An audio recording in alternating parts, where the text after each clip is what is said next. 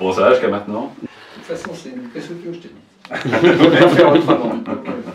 Bonjour, je m'appelle Thomas Fersen, je suis l'auteur de ce livre Saute la puce et l'interprète aussi. Bonjour, moi c'est Benoît de Becker, je suis illustrateur du texte de Thomas Fersen, Saute la puce. Parce que vous m'avez envoyé des livres, et puis alors moi, autant je peux avoir de l'imagination quand je suis cadré, c'est pour ça que je fais de la chanson, parce que c'est très cadré.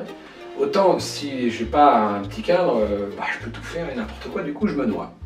Donc là, vous m'avez envoyé des livres et je vois que ça tourne, à chaque fois autour d'un instrument. Donc je me dis, bon c'est une série où il faut parler de l'influence d'un instrument de musique sur un enfant ou la vie de quelqu'un. J'ai cru que c'était ça, moi.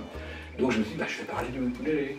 Or, le ukulélé a une histoire tellement romanesque que je trouve que la narration était facile. Enfin, du moins, je sentais qu'il y avait de la matière. J'avais des choses, j'allais pouvoir raconter des choses.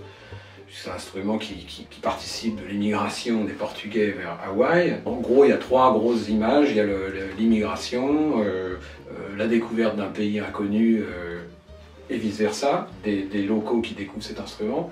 Et puis son nom Saute la puce, et donc l'histoire des puces savantes, etc. Voilà, pour la fantaisie, puisque c'était quelque chose qui existait en Europe, à Paris.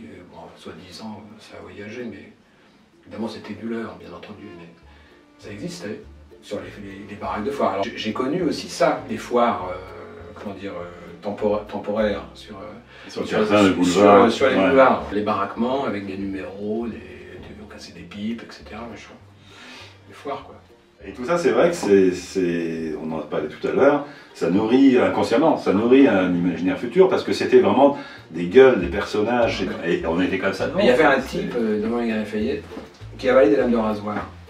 Et tu sais, il ressemblait un peu au bandit dans le Lucky Luke, tu sais, qui a une moustache comme ça, tu vois. Une tronche incroyable, et un grand type tout fin, et il prenait une lame de rasoir, comme ça, il la tournait un peu le sang, il se la mettait dans ses pommes. Et il en mettait une. Comme ça, il se... La mise en couleur, je la fais toujours à l'aquarelle. Je ne vais pas expliquer pourquoi, mais je la fais toujours à l'aquarelle.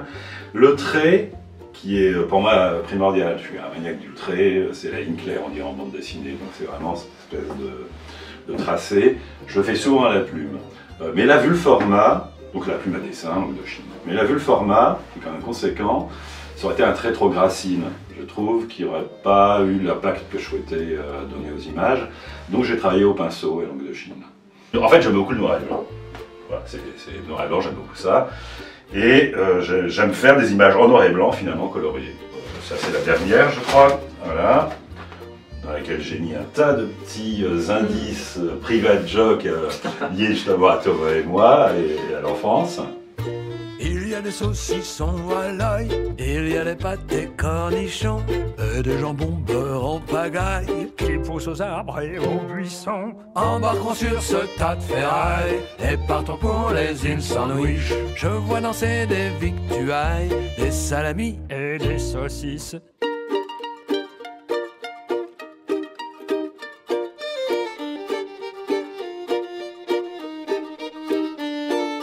Je vous ai fait un dîner de roi, petit pois à la sauce gribiche. Il faut le partager en trois. Un petit pois pour trois, c'est chiche.